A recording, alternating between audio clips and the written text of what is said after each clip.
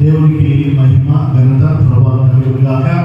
మీకు అందరికీ నా హృదయపూర్వక వందనాలు. చాలా మందికి ఇంకా తెల్లారట్లేదు. ఈరోజు ఆదివారం మర్చిపోయినారు చాలా మంది, అందుకే లేట్గా లేచుంటారు, రెడీ అయ్యిండ్రు. సోమవారం లేకపోతే శనివారం శుక్రవారం అయితే అప్పుడు మెలకు వస్తుంది, ఈరోజు తెల్లారి మెలకు వస్తుంది. ఆదివారం కదా, అందుకే ఇక్కడ మెలకు వచ్చినట్లే. ఆదివారం కదా, చాలా మంది మెలకు కూడా తెల్లారు. అందుకే ఈరోజు దేవుడు ఎందులో ఉందనే సంగతి మర్చిపోయినట్టు. దేవుడి స్తోత్రం. వాళ్ళ మధ్య వరకు తొలగిపోదు కాక. నేను చెప్పలేదు, ఆమెకి చెప్పలేదు అంటే ఆ మధ్య వరకు తొలగిపోవడం మీకు ఇష్టమా అన్నావా? Very good. దేవుడి వాక్యంలో మనం గమనించినట్లయితే చూడండి, మొదటి దినవృత్తాంతములు 17వ అధ్యాయం 25 నుంచి 27 వరకు మైక్ తీసుకొని 25 నుంచి 27 వచ్చిన ఒక చక్కని ప్రార్థన. ఇక్కడ ఒక కుటుంబ యజమానుడు తన కుటుంబం నిమిత్తం చేసేటువంటి ఒక చక్కని దేవునికి ఇష్టమైనటువంటి ప్రార్థన ఇక్కడ కనబడుతుంది. చదవండి. దేవా నీకు సంతతి కలుగు చేసిందని నీ దాసునికి నీవు తెలియజేస్తున్నావు కనుక నీ సన్నిధిని విన్నపము చేయటకు నీ దాసునికి మనోధైర్యం కలిగి యెహోవా నీవు దేవుడవై ఉండి నీ దాసునికి ఈ మేలు దయచేసిదని సెలవిచ్చున్నావు. ఇప్పుడు నీ దాసుని సంతతి నిత్యము నీ సన్నిధిని ఉండినట్లుగా దానిని ఆశీర్వదింప అనుగ్రహించున్నావు. యెహోవా నీవు ఆశీర్వదించినగా అది అన్నిటికీ ఆశీర్వదింపబడి ఉండును. దేవుని వాక్యాన్ని దీవించి ఆశీర్వదించుగాక. ఆమేన్. ఇక్కడ తన కుటుంబం నిమిత్తం దేవుడు ఏదైతే తనకి ప్రామిస్ చేశాడో, దావీదుకు ప్రామిస్ చేశాడో, ఆ ప్రామిస్ ప్రకారం దావీదు దేవుడి సన్నిధిలో మోకరించి ఒక చక్కని ప్రార్థన చేస్తున్నాడు తన కుటుంబం నిమిత్తం. కుటుంబం అంటే ఎవరుంటారు? కుటుంబంలో ఎవరుంటారు? భర్త, భార్య, పిల్లలు. వాళ్ళు ఎవరైనా కుటుంబం అంటారు. సరే, కొన్ని కుటుంబాలు భర్త ఉండకపోవచ్చు, కొన్ని కుటుంబాలు భార్య ఉండకపోవచ్చు, పిల్లలు ఉంటారు. తండ్రి పిల్లలు ఉండొచ్చు, తల్లి పిల్లలు ఉండొచ్చు, తల్లిదండ్రి పిల్లలు ఉండొచ్చు, తల్లిదండ్రులు ఉండొచ్చు. అంటే వాళ్ళ కుటుంబం అంటారు. ఇక్కడ కుటుంబ యజమానిగా దావీదు తన కుటుంబం నిమిత్తం ఇక్కడ మోకరించి ప్రార్థన చేస్తున్నాడు. ఏమని ప్రార్థన చేస్తున్నాడు అంటే, ఇప్పుడు నీ దాసుని సంతతి నిత్యము నీ సన్నిధి ఉండునట్లుగా దానిని ఆశీర్వదింప అనుగ్రహించున్నాడు. ఇప్పుడు నీ దాసుని సంతతి నిత్యము నీ సన్నిధిని ఉండునట్లుగా దానిని ఆశీర్వదింప అనుగ్రహించున్నావు. యెహోవా నీవు ఆశీర్వదించినగా అది ఆశీర్వదింపబడి ఉండును. నీవు ఆశ్రయించినగా అది ఆశీర్వదింపబడి. ఒక ఆశీర్వదింపబడిన కుటుంబము దేవుని సన్నిధిలో వీరి ఉండి దేవునికి మొదలుపెడతారు. ఒక భయభక్తులు కలిగినటువంటి కుటుంబం, దేవుని యందు విశ్వాసం కలిగినటువంటి కుటుంబం దేవుని సన్నిధిలో ఆ రీతిలోని దేవుని యొక్క కృప కొరకై, దేవుని యొక్క ఆశీర్వాదం కొరకై, దేవుని యొక్క వాగ్దానం కొరకై ఈ రీతిగా ప్రార్థన చేస్తారు.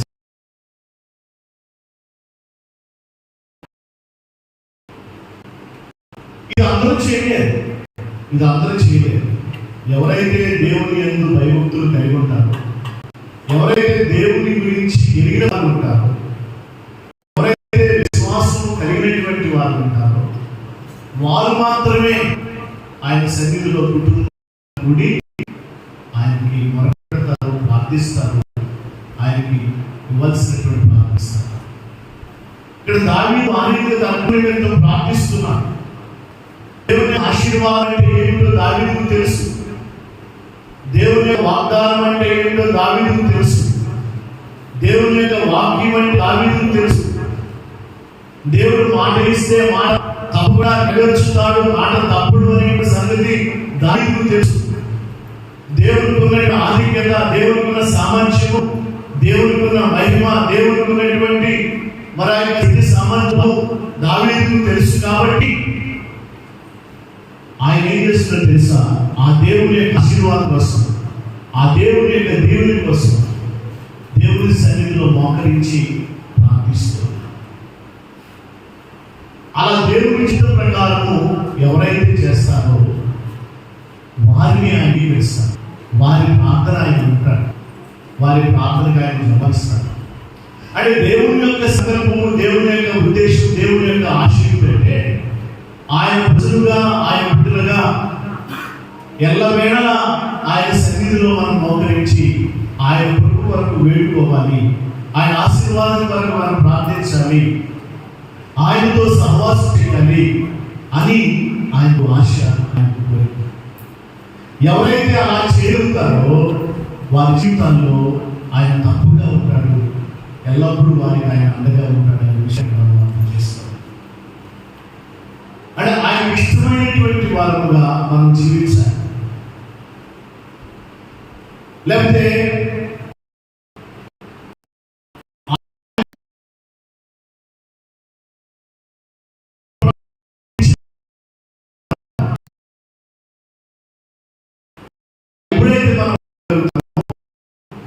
ఎప్పుడైతే మనం ప్రార్థన జీవితాలు అలా ఉంటాయో అప్పుడు ఆయన మనల్ని బట్టి సంతోషిస్తాడు, ఆనందిస్తాడు. మన జీవితంలో కావలసినటువంటి ప్రతి సహాయాన్ని ఆయన అనుగ్రహిస్తాడు. అందుకే అంటాడు, ఆయన ఆనందించదని నరుల ఖాళీ సంతోషంతో ఆయన సంతోషించరు. కానీ ఎవరైతే యెహోవా యందు భయభక్తులు కలిగి ఉంటారో, ఆయన కృప కొరకు ఎవరైతే ఎదురు చూస్తారో వారిని బట్టి ఆయన ఆనందించే దేవుడై ఉన్నాడు కదా. 147వ కీర్తన 11వ వచనంలో అదే మాట రాయబడింది. వారిని బట్టి ఆయన ఆనందిస్తాడు, వారిని బట్టి ఆయన సంతోషిస్తాడు. ఇంకో చోట ఎక్కడ రాయబడిందంటే గమనించినట్లయితే ఇర్మియా గ్రంథంలో కూడా ఒక మాట. ఇర్మియా గ్రంథంలో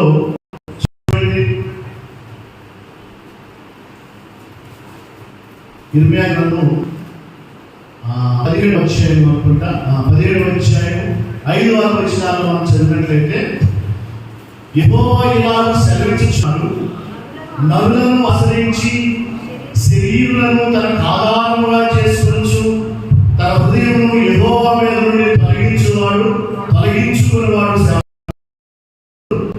వాడు ఎడారిలోని వృక్షమనే ఉండును, మేలు వచ్చినప్పుడు వారికి కనబడదు. వాడు అడవిలో కాలిన నేలను నిర్జనమైన చెవిటి భూమిలో నివసించును. యెహోవాను నమ్ముకునేవాడు ధన్యుడు, యెహోవా వారికి ఆశ్రయముగా ఉండును. కాబట్టి దేవుడు ఎవరిని బట్టి ఆయన సంతోషిస్తాడు, ఎవరికి ఆశ్రయంగా ఉంటాడు, ఎవరిని బట్టి నరులను బట్టి హర్షించేవారు కాదు, నరులను ఆశ్రయించేవారు కాదు. అంటే నరులపై ఆధారపడేటువంటి వారు కాదు, కానీ ఇక దేవుడిని ఆశ్రయించేటువంటి వారిని, దేవుని ఎదురు వచ్చే వారిని, దేవుని కృప వరకు కనిపించుకునేటువంటి వారిని ఆయన ఆశీర్వదించే దేవుడు, వారిని బట్టి ఆయన సంతోషించే దేవుడు అని ఇక్కడ ఆయన సెలవిస్తాడు. యెహోవా ఎలాగూ సెలవించుచున్నాడు అని. కాబట్టి మన భక్తి, మన విశ్వ, మన ఆత్మీయత ప్రభుగా ఉండాలి, ప్రభు కోరేదిగా ఉండాలి. అలా ఎప్పుడైతే మనమో అప్పుడు మన భక్తిని బట్టి మనకు ఆయన ప్రతిఫలిస్తాడు. రోమపత్రిక 2వ అధ్యాయం చూడండి. అపోస్తలుడైన పౌలు రోమీయులకు రాసినటువంటి 2వ రోమీయులకు రాసిన పత్రిక 2వ అధ్యాయం 6-7 వచనాలు చూడండి. ప్రతి వారికి వారి వారి క్రియల చొప్పున ప్రతిఫలమిచ్చును, సత్క్రియను ఓపిక చేయుచు, మహిమను ఘనతను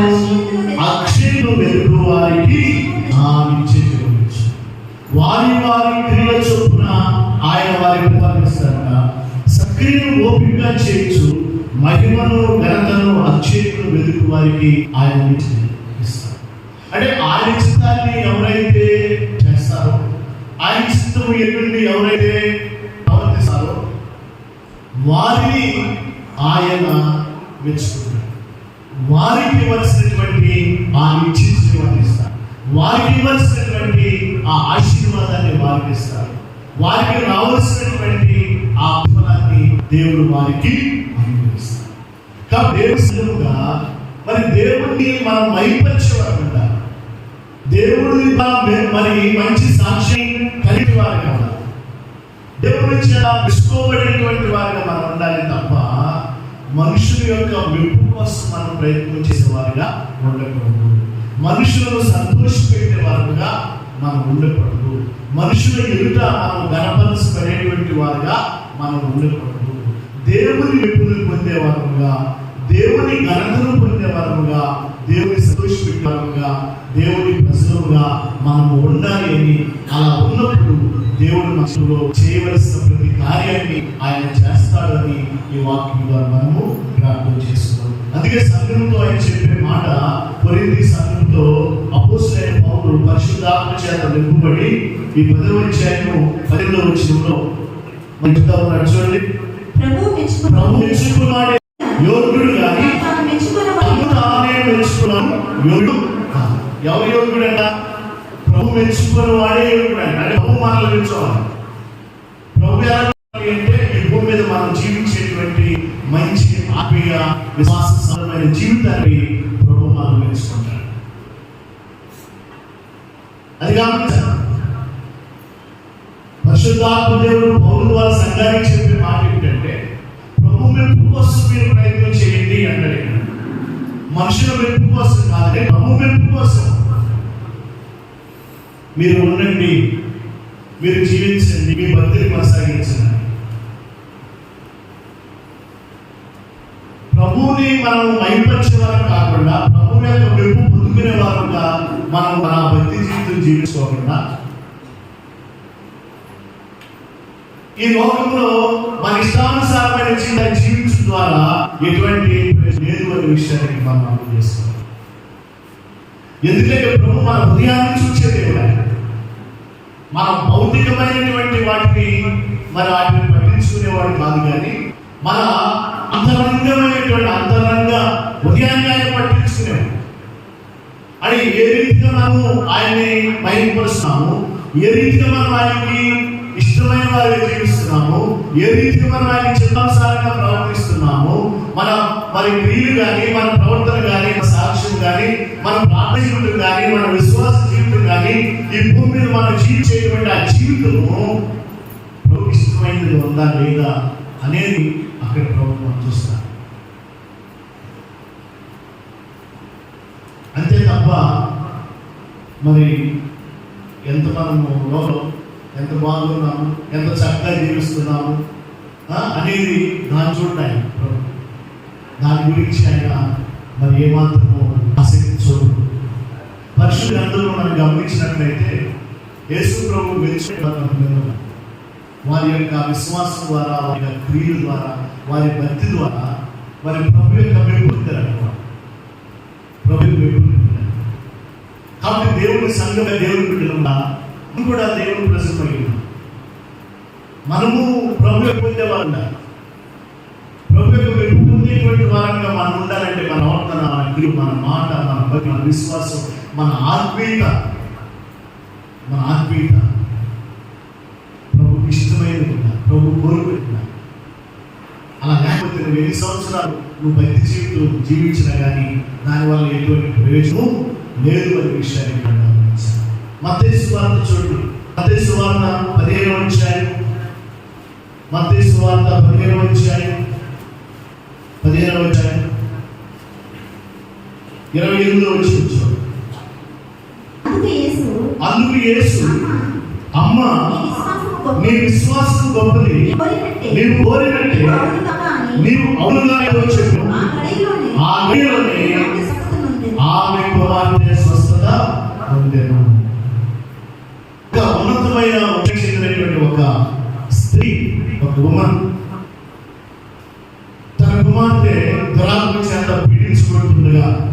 సంవత్సరాలు యేసు ఆ ప్రాంతానికి వచ్చినాడనే సంగతి విని కన్నీటితో, భారంతో, దుఃఖంతో నలిగిపోయినటువంటి మనసుతో వచ్చి ఆయన పాదాల మీద పడి రోధిస్తూ వాడుతూ ఆయన నలిగిపోయి తన కుమార్తె దుస్థితి చూసి అనేక సంవత్సరాలు మరి దెయ్యం చేత పీడించబడి తన కుమార్తె నరక యాతనను అనుభవించినటువంటి ఆ దుస్థితిని చూసి ఆ తల్లి హృదయము నలిగిపోయి కృంగిపోయి మరి ఆ ఎండిపోయిన స్థితిలో కన్నీటితో, దుఃఖంతో, భారంతో యేసు ప్రభు పాదాలకు వచ్చి ఆయన పాదాలకు పెట్టా నా కుమార్తెను కరుణించుమా, నా కుమార్తెను కరుణించుమా. అనేక సంవత్సరాల నుంచి దురాత్మ చేత, దయ్యం చేత పీడించబడుతూ నెమ్మది లేక, సమాధానం లేక, సంతోషం లేక, నిద్ర లేక, శక్తి లేక నలిగిపోయి విరిగిపోయి మరి ఆ మనసానికి అదిరిపోయింది. చాలా శ్రమ అనిపిస్తున్నాయా, చాలా బాధ అనిపిస్తున్నాయా, చాలా కష్టం ఇస్తున్నాయా. నా కుమార్తె ఆ దుస్థితిని నేను చూడలేక నా గుడి పగిలిపోయింది. ఏడ్చి నాలో ఉన్నటువంటి, నా కళలో ఉన్నటువంటి నీంతా ఏడవడానికి రాసింది. ఇక నా కుమార్తె దుస్థితి ఇంతేనా, నా కుమార్తె చావలసిందేనా, నా కుమార్తె నేను వదులుకోవాల్సిందేనా అనేటువంటి ఆ వ్యాధులతో, భయముతో ఇదిగో ఈ గురించి నేను విని మీ వద్దకు వచ్చాను. ప్రభా, నా కుమార్తెను సపోర్ట్ చేయాలి, నా కుమార్తెను బాగు చేయాలి. కన్నీటితో కేకలు వేస్తూ ఆయన సన్నిధిలో, ఆయన పాద సన్నిధిలో మోకరించి మరి ఆమె ప్రార్థన చేసినట్లుగా అక్కడ మనం చూస్తాం.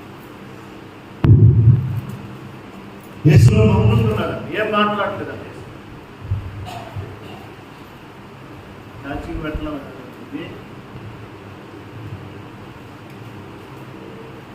ఆమె బ్యాక్ వేస్తూ ఉంది, అరుస్తూ ఉంది, ప్రభువా కరుణించువా, ప్రభువా కరుణించు, అమ్మాయిని కరుణించు అని ఆకలిస్తుంది.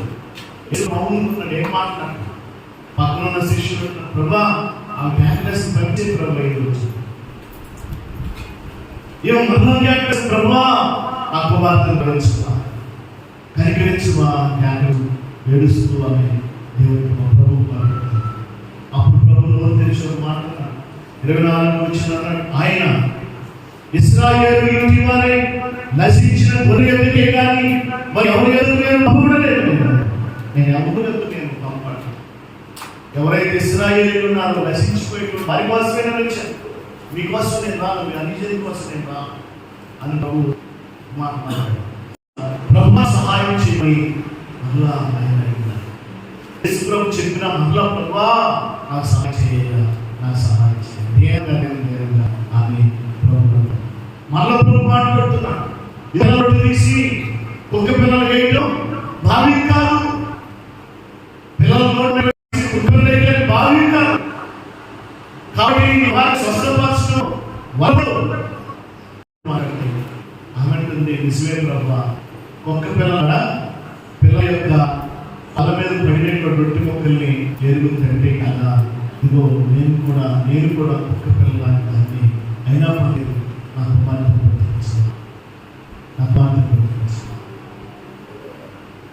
యేసు ప్రభు ఆ కఠినమైనటువంటి ఆ బాధ కలిగించే మాట యూజ్ చేయాలి. పిల్లల మరి చేతుల్లో రొట్టెలు తీసి కుక్క అని ఈమె యొక్క ఫెయిత్ ఎలాగో ఈమె తెలుసుకొని ప్రభావం టెస్ట్ చేస్తుండొచ్చు. అక్కడ టెస్ట్ చేస్తాం, ఈమె విశ్వాసంలో నిలబడద్దా, నేను అడిగినటువంటి నేను అన్న మాటకి పాపంతో వెళ్ళిపోతాను. ఈమె విశ్వాసం ఎలా ఉంది, ఈమె యొక్క ఆత్మీయలోతు ఈమె ప్రార్థన జీవితంగా ఉంది తెలుసుకోవడానికి ప్రభు ఆ మాట. అయితే ఆమె మాత్రం ఫీల్ అవ్వాలి. ప్రభు కుక్క పిల్లలు కూడా ఆమె యొక్క యజమానులు బాల మీద పడినటువంటి రొట్టెలు ఏమిటంటే కదా, కాబట్టి నా కుమార్తెకి సహాయం చేయగలరు. అప్పుడు ప్రభు తెలిసి అమ్మా నీ విశ్వాసము గొప్పది ఏమన్నాడు, అమ్మా నీ విశ్వాసం గొప్పది, నీ విశ్వాసం గొప్పది. అక్కడ మెచ్చుకుంటున్నారు. ఆ కనాలు స్త్రీ తూర్పు స్త్రీ అన్ని మంచి గౌరవమైనటువంటి వంశానికి చెందిన యేసు ప్రభు యొక్క కృప కోసం అన్ని వదిలేస్తుంది. ఏదో ఎలాగైనా నా కుమార్తె నేను బాగు చేసుకోవాలి. ఆ స్వస్థపరిచే దేవుడే, బాగు చేసే దేవుడే, విడిపించే దేవుడే, శాపం తొలగించే దేవుడే, మరణించిన వారిని కూడా సైతము తిరిగి లేపగలిగిన శక్తివంతుడు అనేటువంటి ఆ విశ్వాసము, ఆ నమ్మకము, ఆ వార్త విని యేసయ్యను పరిపాలించారు. అదే విశ్వాసాన్ని కనపరిచారు. ఆమెలో 4 లక్షణాలు చూస్తాం. 1, ఆమె విధేయనిస్తుంది. 2, ఆమె ధ్యానంతో కలిగిస్తుంది. 3, ఆమె తగ్గింపు కలిగిస్తుంది.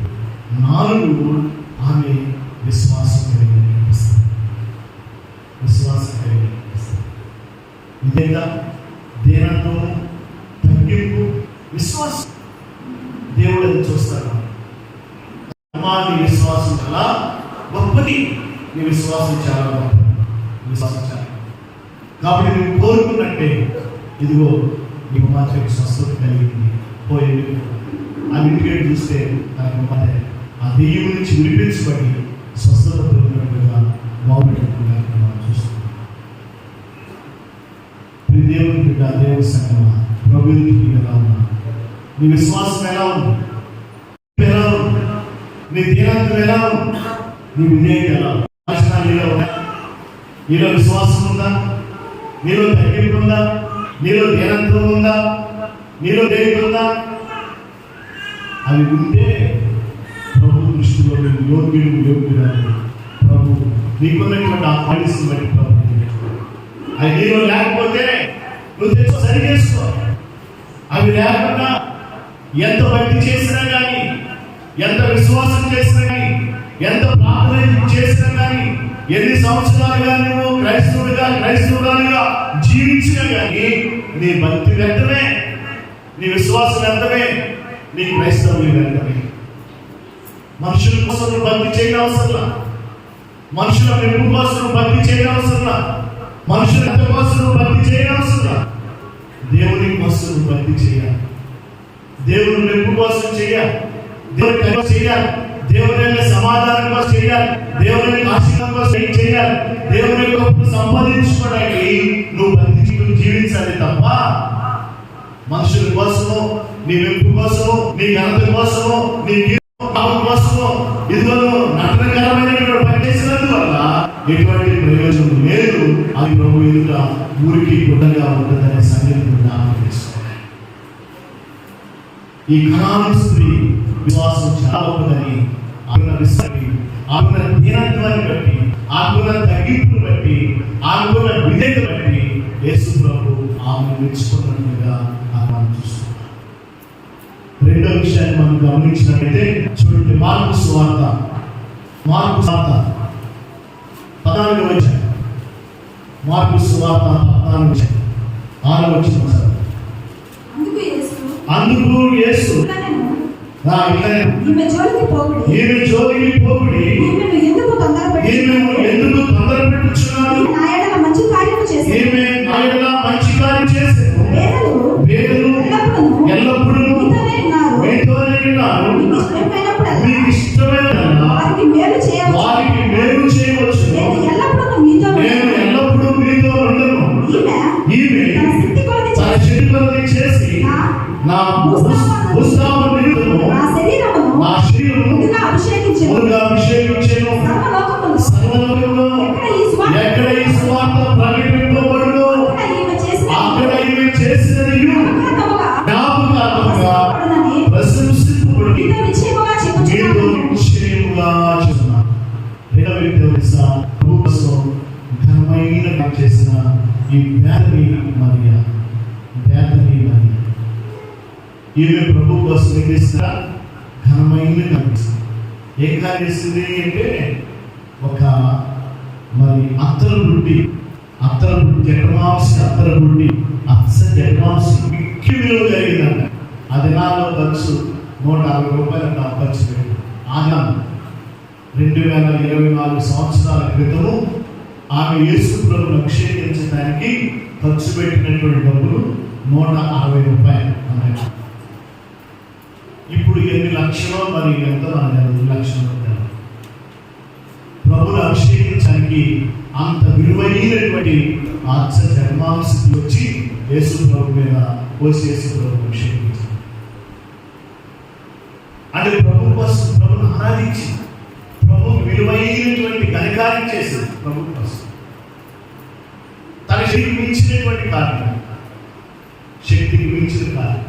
అక్కడ ఉన్నటువంటి వాళ్ళు ఉంటున్నారు, చదువుకుంటున్నారు. ఎందుకు అంత ఖర్చు చేయాలా? అది పేదలకు ఇవ్వచ్చు కదా, అది పేదలకు ఇవ్వచ్చు కదా. అంత ఖర్చు చేసి ఆయన మీద పోయాలా, ఆయన అభిషేకించాలా అని పక్కన ఉన్నటువంటి వాళ్ళు చదువుకున్నారు. అప్పుడు అంటున్నాడు, లేదు లేదు ఆమె జోలికి పోవాలి, ఆమె గురించి చదువుకోవాలి, ఆ మంచి కార్యం చేశాను, ఆ మంచి పని చేసింది అంతకంటే పేదవాడికి అందరూ దాంతో చేయాలా? పేదవాడి మీద ఉంటారు, ఎప్పుడైనా చేయొచ్చు, కానీ ఎల్లప్పుడు తెలుగుతాం. ఎక్కడ ఈ సువార్త ప్రకటించబడదో అవి చేసిన ఆత్మగా అంటే అర్థం తెలుసా? ప్రభు కోసం దేవుడి బిడ్డ ఘనమైన కార్యం చేయాలి, దేవుని కోసం ఘన కార్యాలు చేయాలి. అంతే తప్ప ఘనహీనమైన కార్యాలు చేయడానికి మనం దేవుడు ఘనమైన దేవుడికి ఘనమైన కార్యాలు మనం చేయాలి తప్ప సడుకోవటం, గొడుకోవటం అలా ఉండకూడదు. ఏదైనా పని చెప్తే సడుకోవటం, ఏదైనా ప్రార్థన చెప్తే సడుకోవటం, ఏదైనా మీటింగ్ పెట్టుకోవాలని సడుకోవటం, ఇది చేయకూడదు. చాలా తప్పు, చాలా పొరపాటు. చాలామంది సరిగే వాళ్ళు ఉన్నారు. ఏదైనా కార్యం తలపెడితే, ఏదైనా ప్రార్థన తలపెడితే, ఎక్కడికన్నా ప్రార్థన గుడికి వెళ్ళాలంటే సరే వాళ్ళు కొడిగే ఉంటారు. అంటూ పెడతారా, కాఫీ డబ్బులు ఇస్తారా, మా దగ్గర చేస్తారా, ఇంటికి వెళ్తాము, మా ఇంటికి వస్తాము అంటారా అంటారా? ఎక్కడికి వెళ్తాము, ఇస్తారా, అడుగుకి వస్తాము అంట. సిగ్గుడా సిగ్గుండా లెక్కలేకూడదు, చదువుకోకూడదు, కొనుక్కోకూడదు. అదేం ఆధారం మీద, ఆ ఆధారం లేదు అసలు. చాలా పేదరికం. ఆ పేదరికం కూడా ఆమె దేవుడికి బయటకార్యం చేయాలి, నా ప్రభు నడపరచాలి, నా ప్రభు బయటపరచాలని ఆమె తెలుసా తన శక్తికి మించినటువంటి ఆమె చేస్తుంది. ఏం చేసిందో, ఏం పదం పెట్టిందో, ఎక్కడ పెంచిందో, ఏం తాకబెట్టిందో, లేకపోతే ఎన్ని రోజులు కష్టపడి పనిచేశాడో తెలియదు. అయితే ఆ ఉన్నతమైనటువంటి ఆ విలువైనటువంటి అర్థమైనటువంటి విలువైనటువంటి ఆశతో నేను తీసుకొచ్చి ప్రభుని అక్కడ ఆరాధించిన, ప్రభు శక్తి ప్రభుని కనపరిచిన, ప్రభు కార్యం చేసిన అంటే దేవుని కార్యాన్ని మనము చెయ్యాలి. ఇప్పుడు ఈ చేసిన కార్యాన్ని బట్టి ప్రభు ఆమె నేర్చుకుంటున్నాడు. ఆమె చేసిన మంచి కార్యం చేసింది, ఆ మంచి పని చేసింది. అందుకు పోవాలి అనేసి ప్రభు అక్కడ ఉన్నటువంటి వాడు అభిమించిన మనం చూస్తున్నాం. సంఘముగా దేవుని ప్రజలముగా దేవుని కోసం ఎవరైతే ఆ కలిగినటువంటి ఆ గొప్ప కార్యం చేస్తారో వారిని ప్రభు మెచ్చుకుంటారు, వారి దేవుడు మరి ఘనపరుస్తారు, వారిని బట్టి దేవుడు సంతోషిస్తారు, వారిని బట్టి ప్రభు ఆనందిస్తారు. అంటే దేవుని సంఘముగా, దేవుని బిడ్డలుగా, దేవుని ప్రజలుగా దేవుని కోసం ఘనమైన కార్యాలు చేస్తారంటే మనం అలా చేయడానికి ప్రభు సెలవిస్తారు. అంతే తప్ప చేతులు ముడుచుకోవటం, కాళ్ళు ముడుచుకోవటం, ఇంట్లోంచి బయటకు రాకపోవడం, దేవుని పని చేయడానికి రాకుండా సాకులు చెప్పడం, దేవుని కోసం నిలబడడానికి సాకులు చెప్పడం, ఏదో సహించుకుంటాడు, ఆయన ఏ సహించుకుంటాడు పరిమాణం సోంబేరుగా పడబడి అంటాడు.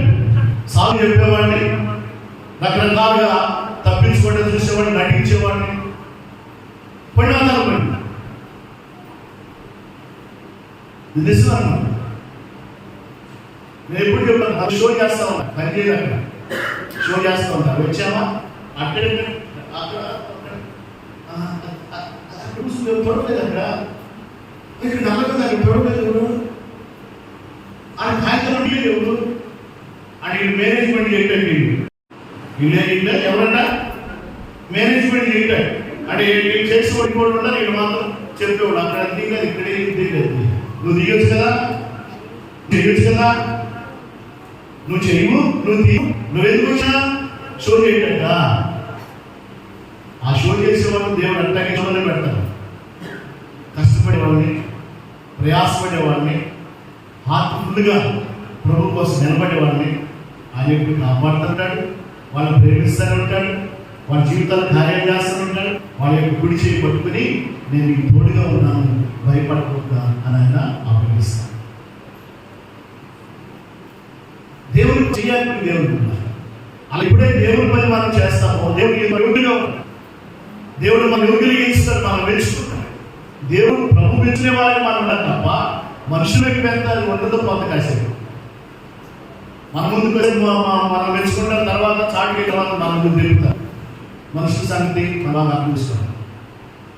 మనదే మనం పొగుడుతారు, మనం వెళ్ళిన తర్వాత నా వెనకాల నన్ను తిరుగుతారు, నా ముందు పొగుడుతారు, నా వెనకాల నన్ను తిరుగుతారు. నా దగ్గర ఒక మాట చెప్తాను, ఇంకోటి దగ్గర బయటకు ఇంకో మాట చెప్తాను. తెలిసిన సంగతి నాకు తెలుసు.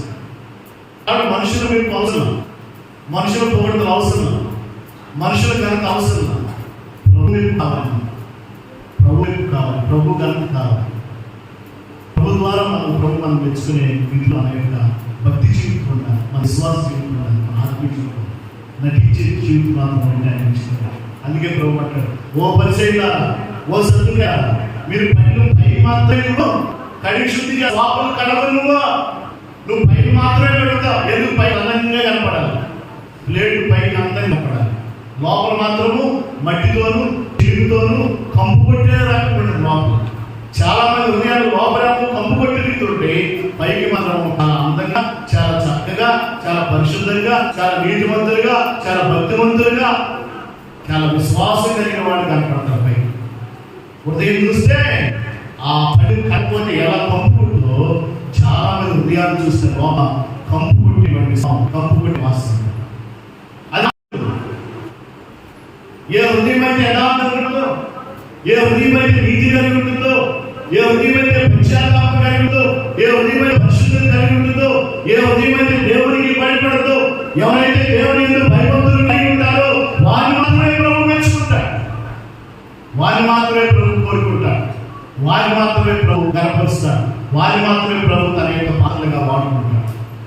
నటించే వారిని మాత్రమే తీసేసి పక్కన నా తండ్రి నాకు ప్రతి మొక్క తెల్లగిపోయి బయట పారవేయకుండా చేసుకుంటాడు.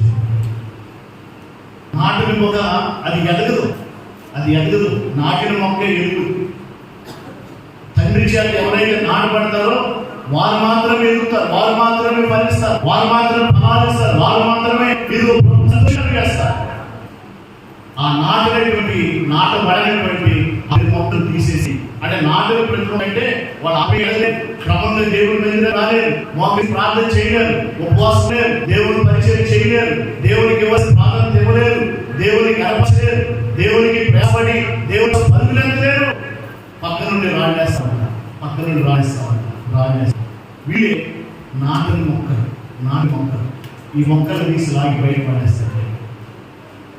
రేపు జరిగింది. అందుకే దేవుడు ఏది కోరుకున్నాడు తెలుసా? యథార్థతను కోరుకుంటున్నాడు, నీతిని కోరుకుంటున్నాడు, హృదయ శుద్ధిని కోరుకుంటున్నాడు.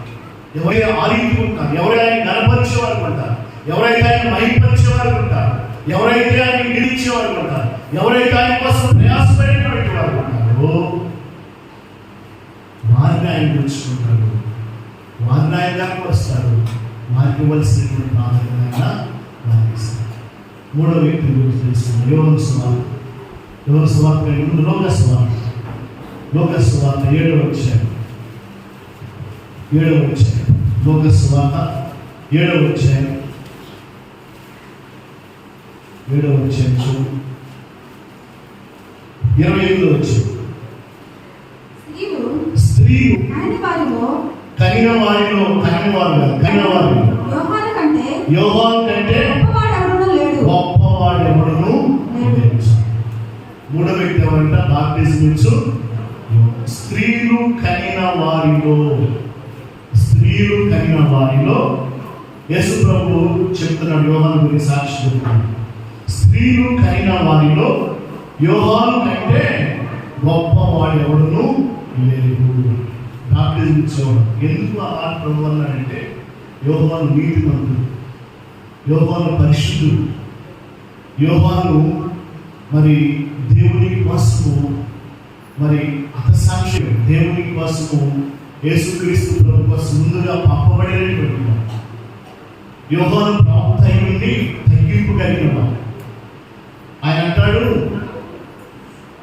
నా వెనక ఒక ఆయన వస్తున్నాడు, నేనైతే నీడలో బాప్టిజం ఇచ్చాను, ఆయన అయితే పరిశుద్ధాత్మలో బాప్టిజం ఇస్తాను.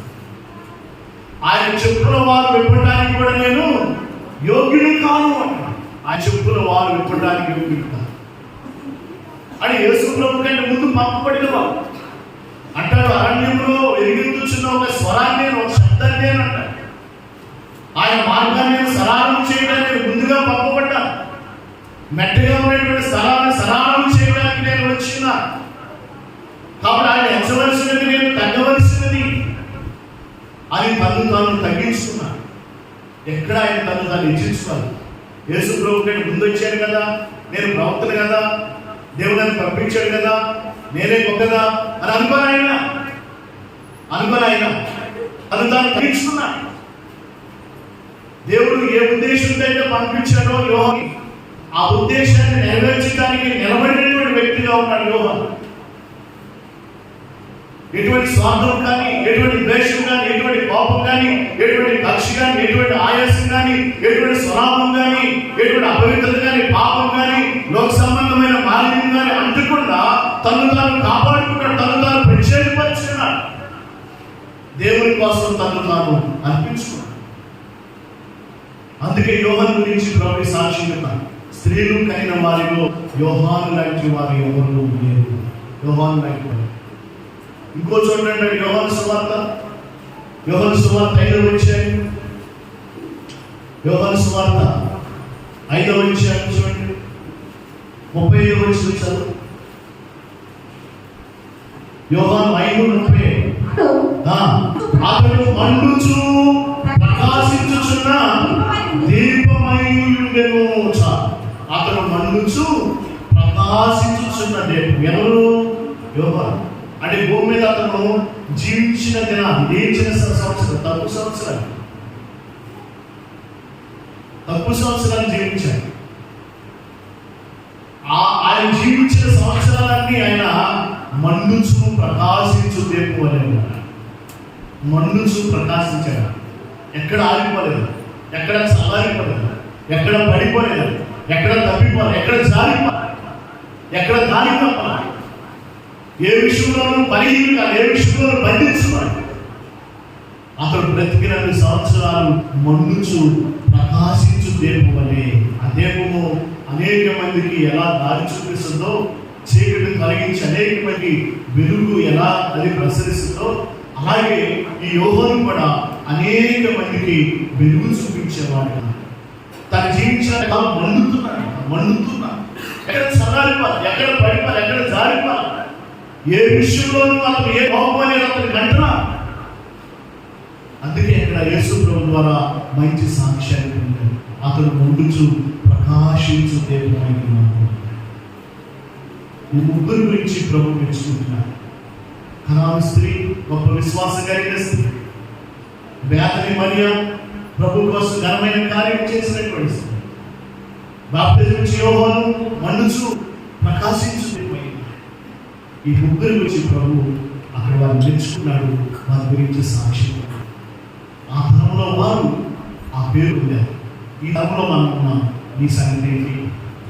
ఈ తరంలో, ఈ గ్రామంలో నీరున్నాం, ఈ సంఘంలో నీరున్నాం, నీ సంగతి ఏంటి? మీరు గొప్ప విశ్వాసం ఉన్నదా? ప్రభు కోసం ఘనమైన కార్యాలు చేయడానికి నువ్వు సిద్ధపడి ఉన్నావా? లేదా మండేటువంటి ఆత్మీయ స్థితి నువ్వు కలిగి ఉన్నావా? నీ ఆత్మీయ జీవితం ఎలా ఉంది? నీ భక్తి జీవితం ఎలా ఉంది? నీ విశ్వాస జీవితం ఎలా ఉంది? నీ ప్రాణ జీవితం ఎలా ఉంది? నీ సంఘ జీవితం ఎలా ఉంది? నీ క్రైస్తవ జీవితం ఎలా ఉన్నది?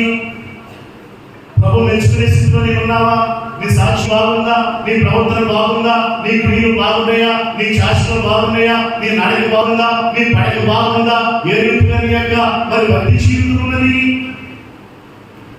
ఆలోచించు. నీ గురించి ఏమనుకుంటున్నారు? నీ గురించి ఏమనుకుంటున్నారు? ఏ సాక్ష్యం కలిగి ఉన్నావు? ప్రభు ఏమనుకుంటున్నాడు నీ గురించి? ఏనాడన్నా ఆలోచించావా? ప్రభు ఎదుట యోగుడిగా యోగ్యుడిగా ఇష్టపడ్డావా? అసలు ప్రభు ఎదుట ఎలా ఉన్నానని ఆలోచన ఉందా? ప్రభు ఎదుట ఎలా ఉన్నాను? ఒకవేళ ప్రభు నా ఎదుట ప్రత్యక్షమైతే ప్రభు ఎదుట నేను నిర్దోషం తీర్పు పొందుతానా? ప్రభు ద్వారా మంచి సాక్ష్యాన్ని నేను పొందుకుంటానా? ప్రభు ద్వారా నేను మెచ్చుకోబడి స్థితిలో నేను ఉన్నానా? నా జీవితం ఎలా ఉంది? నా విశ్వాసం ఎలా ఉంది? నా ఆత్మీయత ఎలా ఉంది? నా భక్తి ఎలా ఉంది? నా నోరు ఎలా ఉంది? నా ప్రవర్తన ఎలా ఉంది? నా ఉదయం ఎలా ఉంది? నేను మరి ఏ రీతిగా మరి ప్రార్థన జీవితం నేను కలిగి ఉన్నాను అని ఏదైనా నేను ఆలోచించావా? ఏనాడన్నా తలంచుకున్నావా? నీ గురించి నువ్వు ఎప్పుడైనా పరీక్ష చేసుకున్నావా? పరిశీలన చేసుకున్నావా? ప్రతిరోజు రోజు ఆ రోజు జీవించిన జీవితం గురించి ఏనాడా నువ్వు ఆలోచించావా? ఈ రోజు అలా నేను జీవించిన జీవితంలో ఎక్కడన్నా భయపడ్డా, ఎక్కడన్నా పడిపోయానా, ఎక్కడన్నా బాధ పెట్టానా, ఎక్కడన్నా గాయ పెట్టానా, ఎక్కడన్నా గాలి తప్పానా, ఎక్కడన్నా చెడిపోయా, ఏ రీతిగా నేను నా మాట ద్వారా నా నోటి ద్వారా దేవుడి దగ్గర పాపిగా ఏమన్నా నిలబడనా అని ఏదైనా ఆలోచించావా? ఆలోచిస్తే ప్రభు సరిగ్గా సెట్ చేయబడతాం. ప్రభు చక్కగా నిలబడతాయి. ఆయన అంటాడు, వేసుకెళ్తాను నమ్ముతున్నా, నువ్వు నా ఎదురు చక్కగా నిలబడు, అప్పుడు నేను మీతో మాట్లాడతాను. తను ఎన్ని సరి చేసుకుని చక్కగా నిలబడినప్పుడు దేవుని యొక్క ఆత్మ వేసుకెళ్ళి వచ్చినప్పుడు దేవుని యొక్క స్వరం అంట అతను విన్నాడు. దేవుని ఎదురు ఎప్పుడైతే చక్కగా నిలబడతావు, నీ లోపల ఎప్పుడు సరి చేసుకుంటావు, నీ బలిని ఎప్పుడైతే విడిచిపెడతావు, నీ నోటి పట్ల ఎప్పుడైతే సరి చేసుకుంటావు, పశ్చాత్తాపడి ప్రభు నిర్దోషిగా ఎప్పుడైతే ఉంటావు, అప్పుడు ప్రభు మీతో మాట్లాడతాడు. అప్పుడు ప్రభు యొక్క ఆత్మ నీ మీదకి వస్తుంది. ప్రభు కోసం ఘనమైన కార్యాలు చేస్తాను. ప్రభు నేను ఘనమైన పాత్రగా వాడుకుంటాను. అనేక మంది ఆశీర్వాదాలు. కాబట్టి ఈ మధ్యాహ్నకాల సమయంలో ప్రభు మెచ్చుకునే స్థితిలో నీ బతుకుతుందా, విశ్వాసం ఉందా, నీ ఆత్మీయ జీవితం ఉందా, ఏ రీతిగా నీ ఉన్నావో పరిశీలన చేసుకొని పరీక్ష చేసుకొని ఎక్కడైనా లోపం ఉంటే, ఎక్కడైనా తప్పు ఉంటే, ఎక్కడైనా బలహీనత ఉంటే సరి చేసుకో. సమయం ఉండగానే సరి చేసుకోవాలి. సమయం దాటిపోతే సరి చేసుకోవడానికి అవకాశం ఉంది. తర్వాత ఇబ్బందులు పాలవుతాం. ప్రార్థన చేసుకుందాం.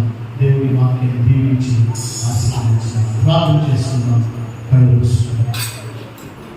ప్రభు మెచ్చుకున్నవాడే యోగ్యుడు, కానీ తను తాను మెచ్చుకున్నవాడు యోగ్యుడు కాదు అని పరిశుద్ధాత్మ దేవుడి వాక్యం ద్వారా ఈరోజు మనతో మాట్లాడి, కనాను స్త్రీ గొప్ప విశ్వాసం కలిగి ప్రభు ఎదుట నిలబడింది కాబట్టి ప్రభు ఆమెను మెచ్చుకున్నాడు. పేదరి మధ్య ప్రభు కోసం హృదయపూర్వకంగా గొప్ప కార్యం చేసింది కాబట్టి ప్రభు ఆమెను మెచ్చుకున్నాడు. అతను జీవించిన సంవత్సరాలు మనుచు ప్రకాశించాడు. నీతి యథార్థ పరిశుద్ధ కలిగి ప్రభు కోసం జీవించాడు కాబట్టి అతను ప్రభు చేత మెప్పు పొందాడు. ప్రభు అతను మెచ్చుకున్నాడు. ఈ మధ్యాహ్నకాల సమయంలో ఈ వాక్యం ప్రభు ఎదుట నీవు ఎలా ఉన్నావు? నీ విశ్వాసం ఎలా ఉంది? నీ భక్తి ఎలా ఉంది? నీ ప్రార్థన ఎలా ఉంది? నీ మాటలు ఎలా ఉన్నాయి? నీ క్రియ ఎలా ఉన్నాయి? నీ సంరక్షణ ఎలా ఉంది? ప్రభు మెచ్చుకునే స్థితిలో ఉన్నావా? ప్రభు కోరుకునే స్థితిలో ఉన్నావా? ప్రభు ఆశపడే స్థితిలో ఉన్నావా? ఏ స్థితిలో ఉన్నావు? నువ్వు పరిశీలన చేసుకొని మోపాలను సరి చేసుకొని పశ్చాత్తాపంతో నిలబడితే ఆయన క్షమిస్తాడు, కనికరిస్తాడు, మోదలుపరుస్తాడు. ఆయన సాధనగా సాక్షిగా వాడుకుంటాడు. ప్రేమ స్వరూపైన తండ్రి, పరిశుద్ధులైన దేవ, జీవం కలిగిన బ్రహ్మ, ఈ పరిశుద్ధ పాదములకు స్తుతులు స్తోత్రాలు చెల్లిస్తున్నా. ఈ మధ్యాహ్నకాల సమయంలో నువ్వు ఇచ్చిన వాక్యాన్ని బట్టి స్తోత్రం. వాక్యం వెలుగులో మమ్మల్ని పరీక్ష చేసుకుని ఎదుట పరిపూర్ణంగా నిలబడినట్లు నీ కృపతో ప్రతి ఒక్కరి నింపమని విన్న వాక్యం ప్రతి హృదయంలో ముద్రించబడి వాక్యం ప్రకారం నడుచుకునేటువంటి